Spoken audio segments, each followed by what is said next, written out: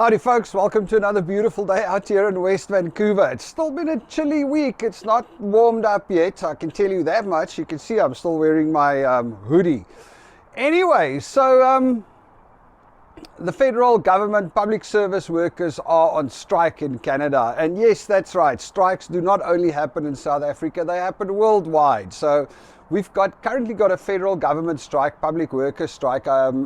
I'm not going to lie to you, I haven't checked what it's about. I assume it's just also about salary or increases, something like that. I'm not sure. But what that means is that means that the IRCC is on strike and the CRA, the Canada Revenue Agency, is on strike. Now, I mean, our taxes have to be in at the end of April, so I can see how that could be a little issue when you have questions regarding taxes and stuff, and the revenue agency is on strike, but you have to have your taxes in by the end of April. So that's going to be funny. And then, of course, you know, poor people that are waiting for IRCC approvals and for immigration stuff, bam, that's another hit right there because they are on strike. So I don't know what that means, but I assume it means that most of them are not working. So I assume it also means that everything that is still in process is not being processed. So yes, I don't know. Anyway, the strike started yesterday, so I am really sorry for all of you guys that still have stuff in the pipeline.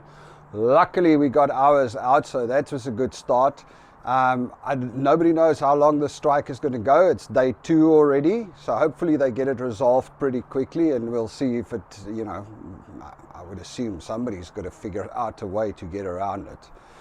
Anyway, for the rest, it's tax season. Like I said, we have to submit our taxes, personal taxes. And like I said in a previous video, last year we paid an accountant like $300-400 to submit our taxes. It was more even, I can't remember. But anyway, we paid an accountant a bunch of money to submit our taxes. So this year we decided no. And you know, that's a crazy thing. Last year when we paid her, the accountant, she didn't even go through all of the things, so we ended up not claiming for some things. Now we have to put in a revised tax a return for last year at some stage. But anyway, so we're busy with this year's one.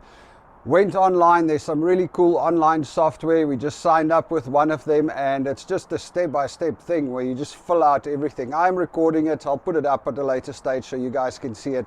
But it is actually quite handy. And there's just so much. I mean, I look at it, and so what normally happens, the reason you want to do your taxes in Canada, especially if you're a salaried employee, is that most of the softwares that calculate the amount of tax they take from your salary every month, most of those softwares work on a to caution side. So in other words, it takes a little bit more than it should, or not more than it should, but it calculates it at the worst possible case scenario. So what generally happens is that it takes more money from you than it should. And when you submit your tax return, number one, that fixes itself and you can get a little bit of a refund.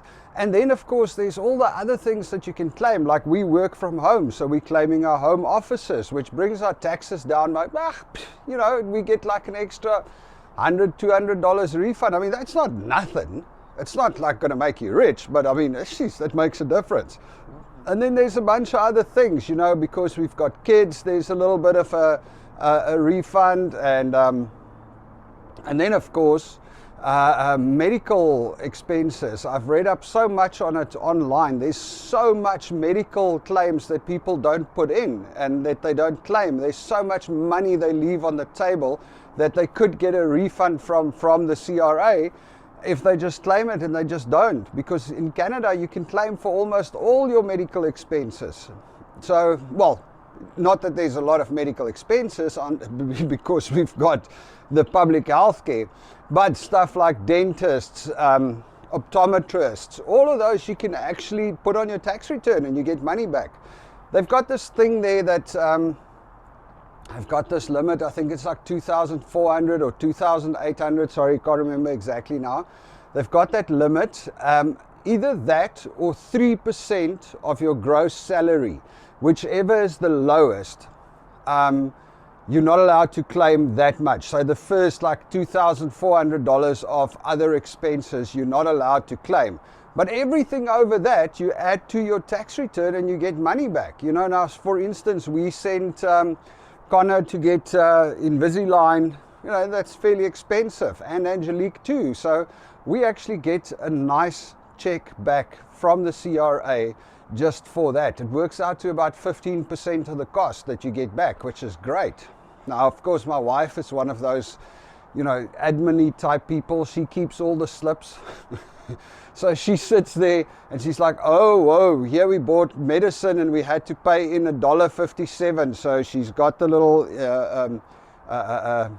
receipt, and that goes into the spreadsheet. It gets claimed, it gets put on medical expenses. The other thing that you can claim for, like I went for my colonoscopy to Squamish Hospital.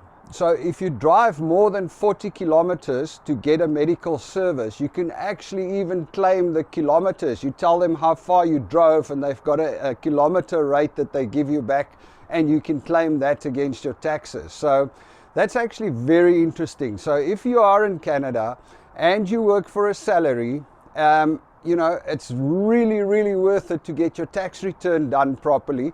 And you can actually get a nice check back from the government, really nice check. So check it out. I think I'm going to make a little thing about taxes in any case, but we'll get to that. All right, folks, have a good one. Cheers.